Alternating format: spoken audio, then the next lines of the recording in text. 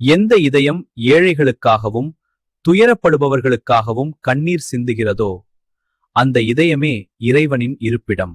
உனது லட்சியத்தில் மலை போன்ற உறுதி இருக்கட்டும். சிறு சிறு அலைகளைக் கண்டு சமுத்திரம் கலங்குவதில்லை. விடாமுயற்சியுடன் உன் பணியைச் செய்து கொண்டே இரு. உரிய காலத்தில் பலன் தானாகவே வந்து சேரும். பொறுமை, தூய்மை, விடாமுயற்சி ஆகிய மூன்றும் இருந்தால் அனைத்து தடைகளையும் தகர்க்க முடியும். சாதாரண மக்களுக்கு உணவும் கல்வியும் வழங்காத வரை எந்த ஒரு நாடும் முன்னேற முடியாது. மக்களின் உயர்விலேயே நாட்டின் உயர்வு உள்ளது. இளைஞர்களே, எதிர்கால இந்தியா உங்கள் கைகளில் இருக்கிறது.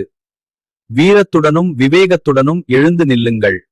உங்களுக்குள்ளே எல்லையற்ற ஆற்றல் உறைந்து கிடக்கிறது. அந்த தெய்வீகத்தை வெளிப்படுத்துவதே வாழ்க்கையின் நோக்கம்.